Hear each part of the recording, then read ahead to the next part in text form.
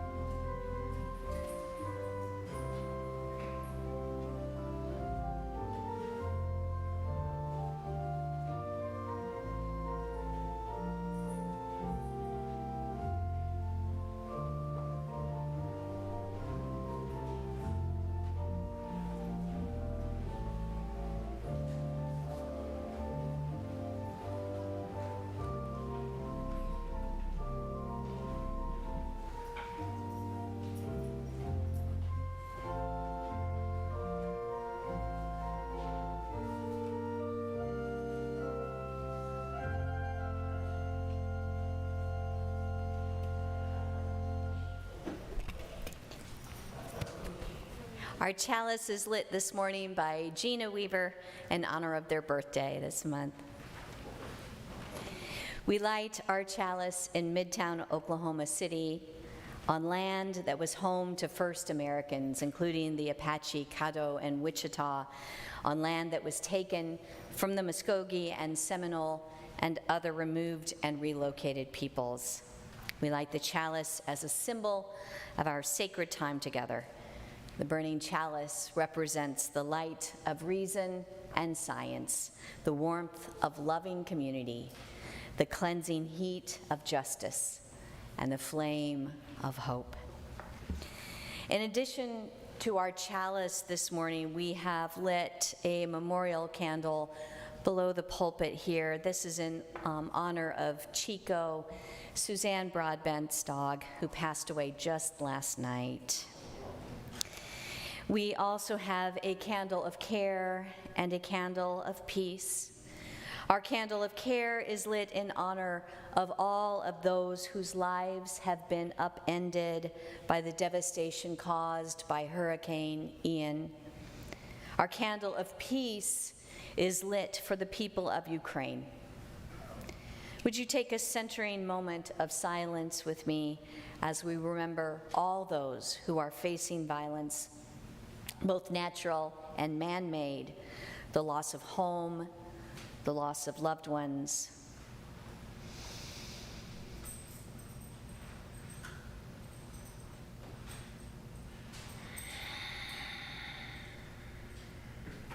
May they all know safety, recovery, and healing, and may they all know peace, peace, peace. On this Sunday before the holiest day of the year in Judaism, Yom Kippur, the Day of Atonement, we join our Jewish siblings in asking for forgiveness from our sense of the divine, our sense of the holy, from ourselves, and from one another, for all the times we missed the mark, all the times we came up short, for all the times we knew we shouldn't do something harmful to ourselves or to others, and we did it anyway. For all the times we knew we ought to be there for someone or stand up for something, but didn't. For all the times we had held ourselves to impossible standards and then beat ourselves up because there was no way we could ever reach them. For all these things and more, may we seek forgiveness. May we grant forgiveness. May we pursue resolution and reconciliation. And may we also know peace. Our opening words for our Animal Blessing Sunday were written by Ian Riddell. Come, hoof and trunk and tail and horn, and paw and wing and claw. Come bird and reptile, mammal born, all full of nature's law. Bring bark and crow and ribbit too, and silent stare and hiss. Bring purr and trill and warble too, and voice no ear can miss. We gather here, each life and all, to celebrate and sing, to honor creatures large and small. 'Tis holiness we bring.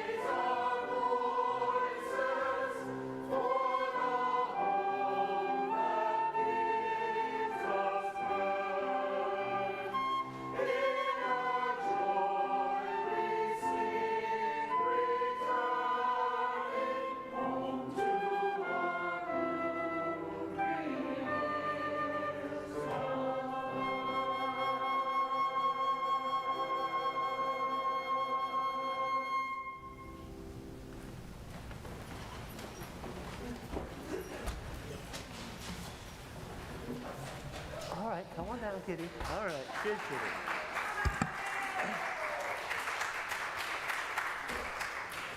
Let me reclaim my script there. All right. So hi everybody, my name is Tim Atkins and I serve as your Director of Lifespan Religious Exploration. I am both big and tall, wearing rainbow glasses, and have brown, somewhat sweaty hair this morning. And this is Teddy the cat. Teddy is a gray and white, medium hair cat that I adopted from a rescue about a year and a half ago when I moved into my new house. So once upon a time, it was last winter, I noticed a cat hanging around outside my back patio. So I've already got two cats, Dorothea, who's at home because she has had enough of these in her lifetime, and Teddy the cat, seen right here. Teddy's a good boy I adopted as a kitten, and now is big. And I've got this thing about long-haired and medium-haired cats. I've always loved them. And this sudden outdoor cat in my life was a beautiful calico long-haired young cat. I started leaving out food and water, and I would see the outdoor cat more often. When she would hear me come outside, she would run from wherever she was, even if it was 3 houses down, just to get some pets. Because I showed love, she showed love. It seemed to me that the new cat, and let's call her Parker, belonged to a neighbor a few houses down from my backyard. She seemed to stay over in their yard when she wasn't on my patio. And whenever the family's dogs would bark, she would run towards them. But one day, she started primarily staying on my back covered patio. So I decided to buy a cute little outdoor cat house, as I still assumed she was another family's pet.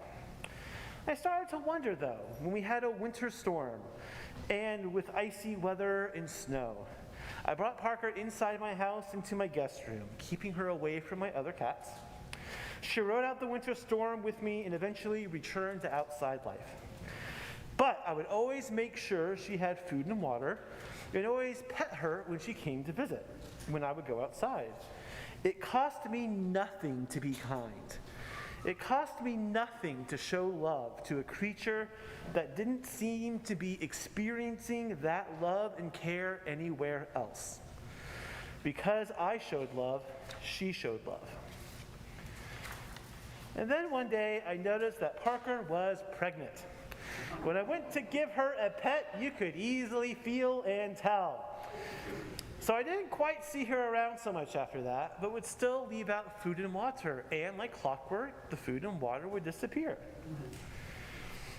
Then one day this past spring, we had a thunderstorm, a classic Oklahoma severe thunderstorm with hail and everything.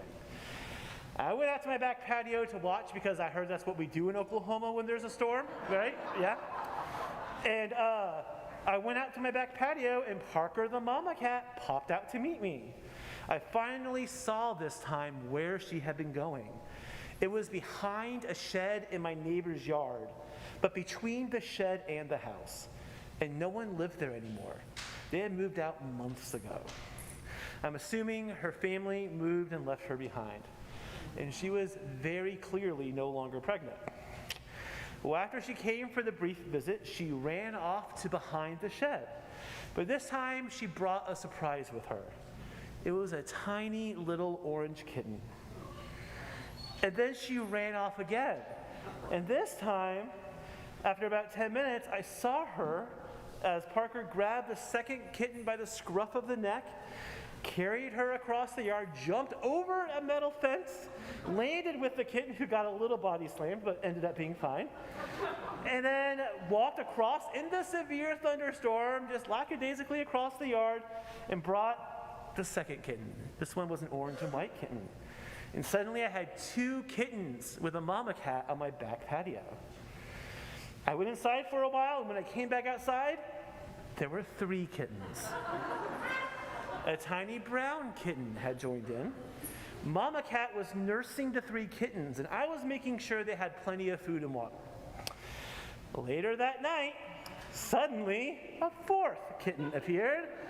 This one was gray and just a little sweetheart. It seemed like every time I went outside, there was a new kitten. And the next morning, wouldn't you know, Mama Cat had rehomed her 5th kitten. This one all black. And suddenly, I had a Mama Cat and 5 kittens living on my back patio. Because I showed her love, she showed me love. She showed that she trusted me with her kittens. But let's be real, I've already got 2 cats, including this big guy right here. I just could not take on having 6 more cats all of a sudden. So when I thought about what to do, while I was thinking about what to do, I bought some kitten-specific food and some kitten-specific toys to keep out on the patio. I knew that for them to have the best chance, I should socialize them. That means play with them, pet them, help train them that humans are okay and safe. I got a litter box so they could start even learning how to use that too. I so wanted to keep those kittens, but I just couldn't take care of 6 more cats in addition to my 2. So after reaching out a few places, I finally got connected with a pet rescue here in Oklahoma City called 1UCOKC. They told me they would have a space for Parker and the kittens in a few weeks and asked if I could keep caring for them in the meantime. Oh darn, what a terrible thing for me to have to do. Every day I would go outside, give the kittens and mama some food, top off their dry food, and spend however much time I could just playing with them, petting them, getting them used to sitting on a lap, you name it. Every day was filled with the joy of watching kittens only a month old playing with each other. But I knew the joy couldn't last forever. I just couldn't feasibly take them in. I wouldn't be able to give them all of the care and attention and love that they desperately needed. So I did my best to get them ready for other homes. And eventually the day came when I turned the kittens over to the rescue. It was a sad day. How else could it not be a little sad when you're moving so much joy and love off your back patio? But I knew it was the right thing to do. Doing the right thing can be hard. It can be sad. Even when we do the right thing for the right reasons, it can be sad sometimes because of how it affects us personally. But if you have the confidence and you have the faith to see it through, but you have to have the confidence, you have to have the faith to see it through. And most of all, when we truly love the animals in our lives, we do what's best for them, not what's best for us. Let me repeat that one more time. When we truly love the animals in our lives, we do what's best for them, not what's best for us. And isn't that true of everything we truly love in life? We do what's best for what we love, not only what's best for us individually. Because she showed me love, I showed her love. And I can happily report that Parker, the mama cat, has already been adopted by a loving family, along with one of the kittens, and they haven't been available for adoption very long. And if any of those kittens still doesn't have a home in a couple of months, look out for cat number 3 to join the Atkins household. Thank you. And good job, Freddie. Yeah. All right, come on. Oof.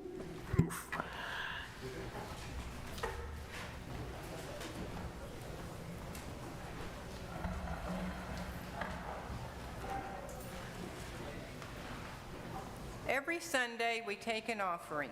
Since 2002, all the cash and designated checks from that offering have gone directly to external nonprofit organizations doing good work, our Change for Change partners. For the month of October, our Change for Change partner is the University of Central Oklahoma's Women's Research Center and BGLTQ Student Center. Their collaborative mission is to engage and advance women and the bisexual, gay, lesbian, trans, queer plus community at the University of Central Oklahoma, the greater Oklahoma City area, and beyond. The center serves as a site of information, research, grant funding, and advocacy for issues regarding women, gender, and sexuality. The center also acts as a resource for the BGLTQ+ community, a crucial community meeting place, and an educational resource. For those of you who are in the sanctuary with us today, in just a moment we'll be passing the plate. If you're not able to make a gift today, we invite you to write a note of encouragement to our Change for Change partner organization, and we'll share those messages with them as well. And if you're watching us online, please make your gift by sending a check to First Unitarian Church and putting Change for Change on the memo line, or you can make an online payment through our website at 1UC.org.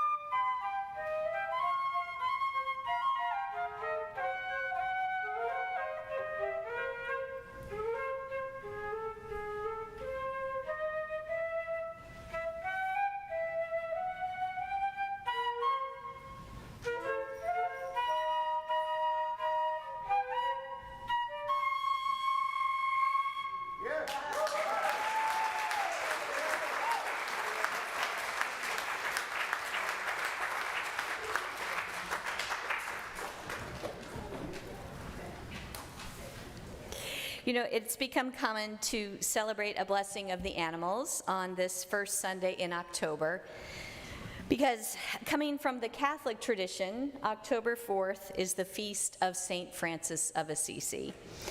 Francis was born in the 12th century and devoted himself to a life of poverty and charity. It is said that he loved animals, treated them gently, and preached to the birds, and communicated with a rabbit, a wolf, and even fish. And for this reason, among Catholics, he's known as the patron saint of animals. Now, while Unitarian Universalists are many steps removed from Catholicism, beginning with the Protestant Reformation, we can still honor Francis as a model of how to respect and care for our human and non-human siblings. We can treat all animals with kindness and decency and listen. Really listen to what they have to say. Not just hearing the sounds they make, but listening for the lives behind the sounds and behind the silence. Many of us talk or sing to our animal friends, but what would it be like to listen to them? And not just to the animals we know, the animals who live in our homes, but the nameless ones, the wild ones, the stray ones, the factory farmed ones. What if we could look into their eyes and find there a lived experience, a truth, a kind of wisdom different from our own, but no less important, no less unique or beautiful? What if what they had to say to us wasn't just bark or meow or moo, not just feed me or let me out or scratch my ears, but I depend on you. I feel joy and pain. I want to be happy. I too can have friends and care for my family. What if they told us, hello, I see you. Please see me. What would we say in return? What would we do? Because animals do speak to us, even without words. Some speak to us across time, even across death. Those of us who have loved and lost an animal know that the wordless song of their life continues on in our hearts long after they're gone. There is no time limit for grieving the loss of a beloved animal friend. When they pass on, they leave a hole in our hearts that is a space for more love, more joy, more gratitude, but that can also leave us feeling tender for a long time. The ache that never goes away entirely is also a kind of echo of the beloved animal's wordless song, a song about love and vulnerability and what it feels like to be silly and playful like a child, and what it feels like to be heartbroken like a child. Because we are all children when we are with the animals we love. Because we are all our best when we are with the animals we love. We are all brave when we choose to love, even when we know it will end in tears. Our animal friends speak to us, even across the divide between life and death, reminding us that those tears contain what is most hopeful and caring in us. Those tears are like cleansing and renewing rain. I invite you to lift up into this space now the names of those treasured beings who are no longer with us, who have trusted you with their care and enriched your life with their love.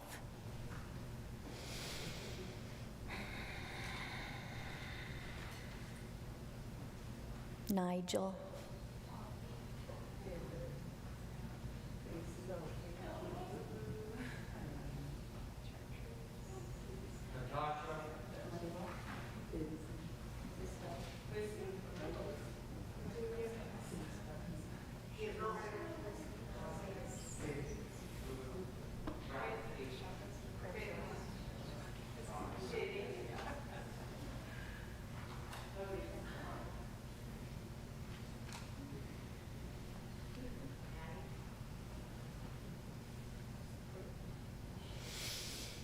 Blessings on all their memories.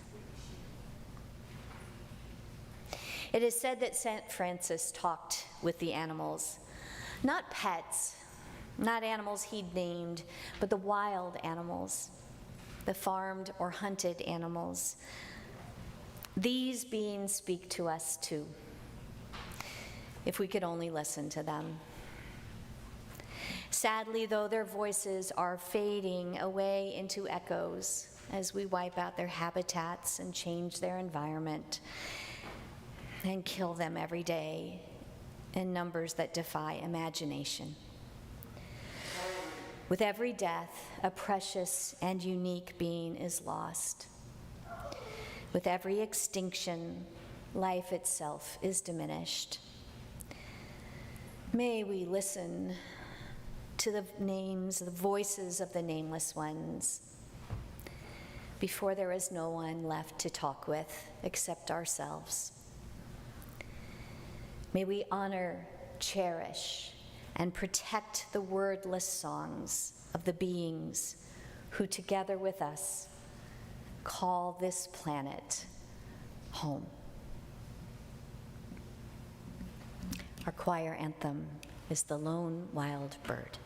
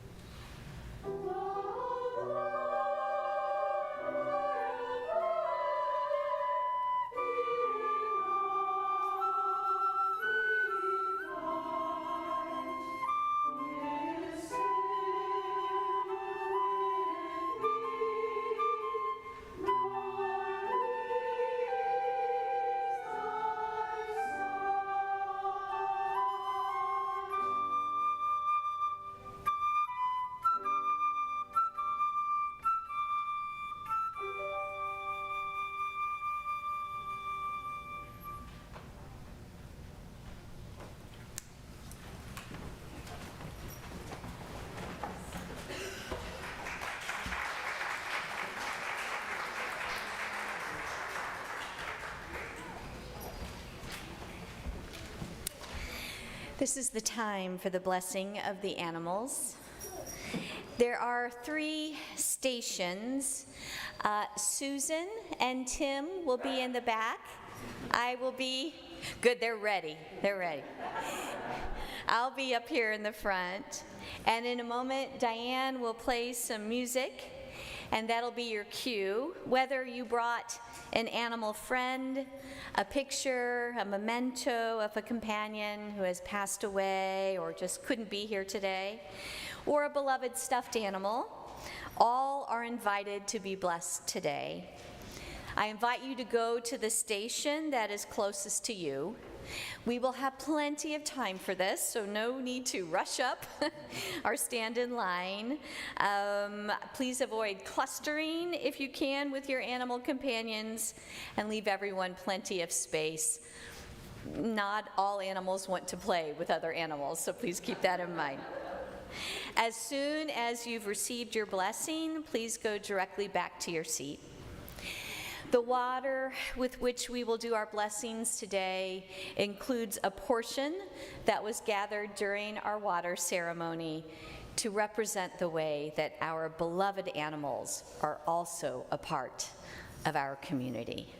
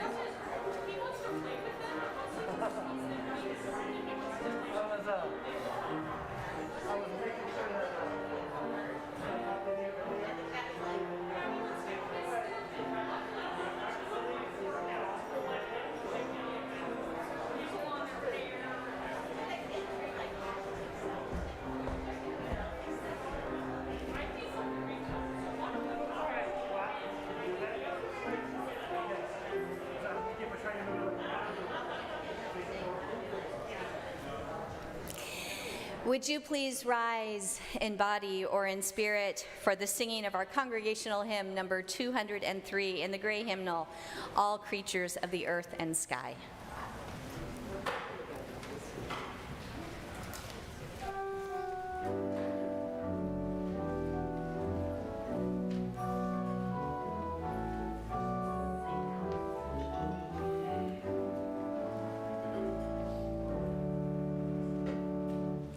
All creatures of the earth and sky, come, kindred, lift your voices high. Hallelujah, hallelujah. Bright burning sun with golden beam, soft shining moon with silver gleam. Hallelujah, hallelujah. Hallelujah, hallelujah, hallelujah.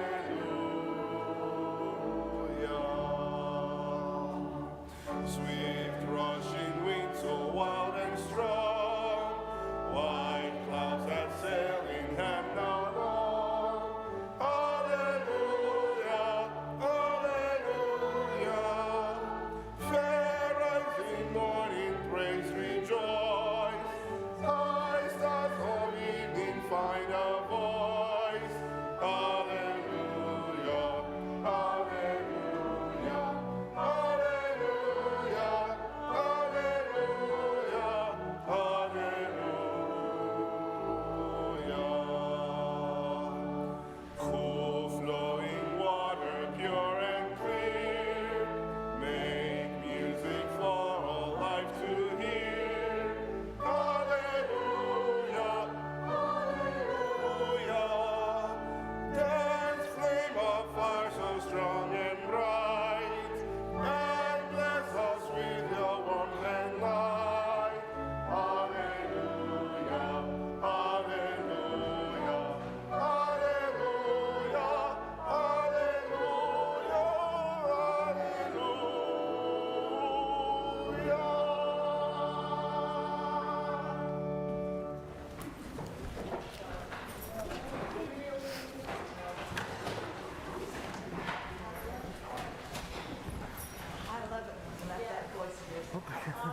We extinguish this flame, but not the light of love and community which burns on in our hearts.